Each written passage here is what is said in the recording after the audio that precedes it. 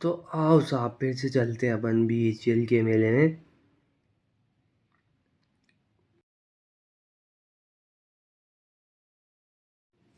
भैया साहब हालांकि 5वीं बार जा रहे हैं और कुछ कारणवश 5 बार का ब्लॉग रहेगा अपना। मेले का बनाया है लेकिन आएगा ज़रूर।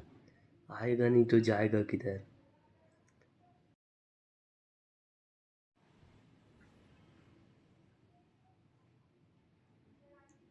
फिर साहब बीएचईएल जाने के लिए आ गए थे एमपी नगर। सिग्नलों को कूदते फांदते रोनते हुए ये एमपी नगर से ही एहसास हो गया था कि मेले में किस प्रकार की भीड़ लेगी। आप देख ही सकते हैं साहब, पूरा ट्रैफिक ही ट्रैफिक है चारों तरफ। चौराहा क्या है, वो ट्रैफिक वाला ज़्यादा है।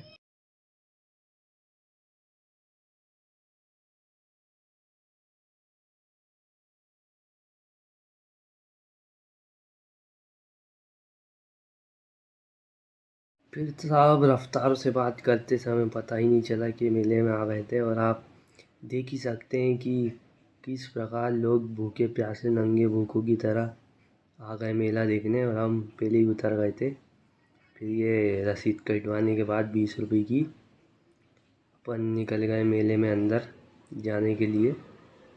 फिर गेट पर ही साहब देख रहे हो, ऐसा लग रहा है कि भंडारा चल रहा है, फ्री में बट रहा है कुछ।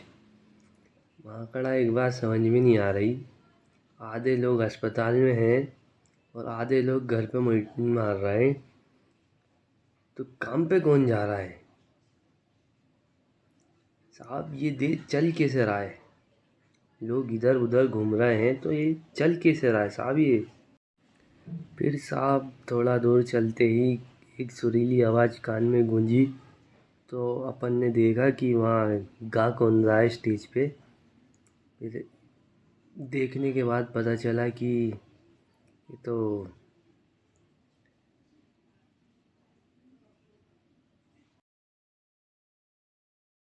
स्वाति मिश्रा जी है, जो कि अपने प्यारे गीत से मेरा दिल, रोम रोम, जज्बात सब ठंडे पड़ गए थे साहब। एक तो ज़िंदगी में दो ही पसंद की चीज़ मिली है, जिसको सामने से देखा है, उसमें से एक तो यही है। तो मेले गया आज जाने, अपन तो शो देखेंगे।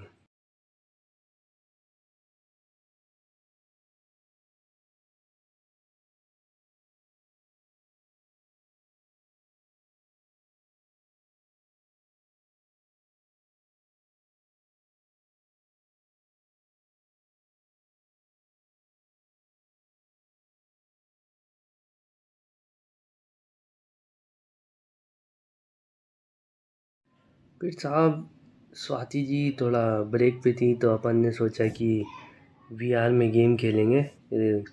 वीआर में सटासट अपन राइफलिंग कर रहे थे। बहुत मज़ा आया साहब। 100 रुपये में आओ आओ खेलो।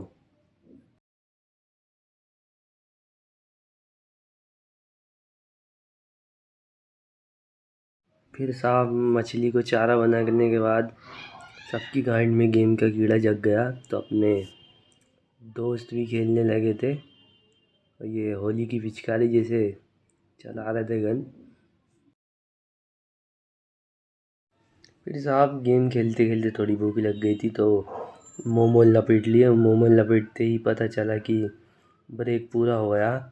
तो अपन साहब खाली सीट देखते ही सीधे सीधे ही जाके खड़े हो गए। हालांकि जो आदरणीय मिश्रा जी हैं, जो भाव नहीं दे रही थी, क्या ही करते साहब, देख रहे थे बस।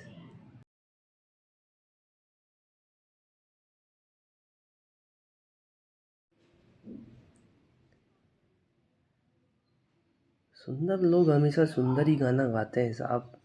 क्या मीठे बोलते, बिल्कुल मज़ा आ गया। ऐसा लग रहा है स्टेज पे चढ़ के सामने से ही सुनूं बैठ के, मगर कर नहीं सकते थे साहब। साहब गाना नहीं सुना पाऊँगा, बस इसी बात का खेद रहेगा, क्योंकि यूट्यूब पे डालते से ही इनका लफड़ा कोई कॉपीराइट डाल देगा तो क्या ही फ़ायदा हो। फिर साहब पिताश्री का फ़ोन आते ही अपन घर के लिए रवाना हो गए। गाने सुनते सुनते पता ही नहीं चला कब कि 11 बज चुके थे। यादों में मिश्रा जी को याद करते रहेंगे।